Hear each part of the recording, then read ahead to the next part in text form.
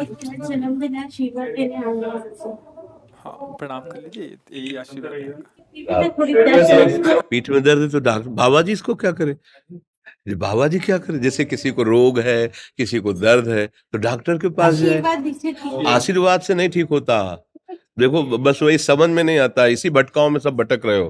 कोई जंतुर बांध देगा, कोई आशीष, इसीलिए तुम सब अच्छे कर्म करो। पूर्व के पूर्व कर्मों के पाप से हमें दंड मिलता है। अच्छे कर्म करो, नाम जप करो, माता पिता की सेवा करो, सद्भाव से चलो। अभी ये कर्म नष्ट हो जाएंगे, किसी से जंतुर बंधवाने की जरूरत नहीं, किसी से आशीर्वाद मांगने की जरूरत है। अब नाम जप ना करो, खाओ मुर्गा मांस, पियो शराब, करो व्यभिचार, करो तो बाबा जी आशीर्वाद दे दे, तो कोई आशीर्वाद काम नहीं करेगा। दुर्गति होगी यहाँ भी और वहां भी। हमारी बात समझो।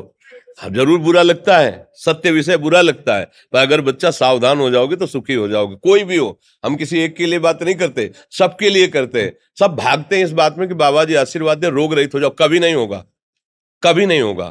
तुम्हारे आचरण ठीक होंगे तब तुम्हारा सब काम बनेगा।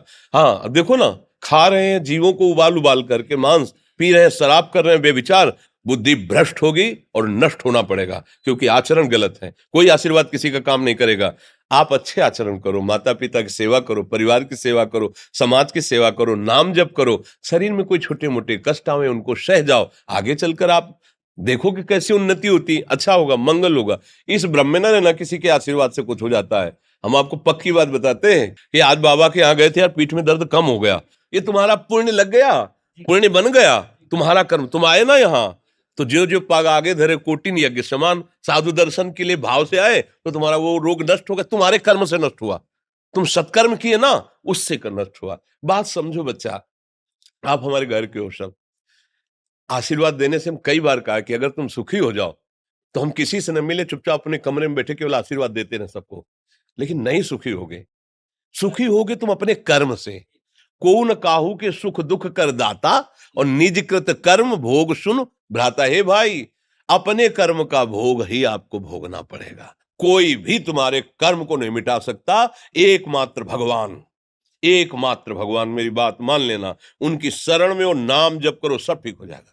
तुम्हारे भजन से होगा, तुम्हारे अच्छे आचरण से होगा, तुम्हारी धार्मिक प्रवृत्तियों से होगा। अब ये बात ना समझो तो फिर हम क्या कह सकते हैं? नहीं, हाँ, यही तुम्हारा जन्मदिन की सफलता है कि हमारी बात मान लो, राधा राधा रटो, कोई नशा मत करना, अपने माता पिता की सेवा करो, समाज की सेवा करो जितना। और जो कष्ट है वो स्थायी नहीं है। आज विपत्ति आई, कल खत्म हो जाएगी। अभी दिन है, फिर रात आ जाएगा, रात है तो दिन आ जाएगा। ये क्रम चलता रहता है, हमें निराश नहीं होना। सूरवीर योद्धा की तरह हमें जीना है यार, कायर की तरह नहीं जीना है। जी। ठीक है, आप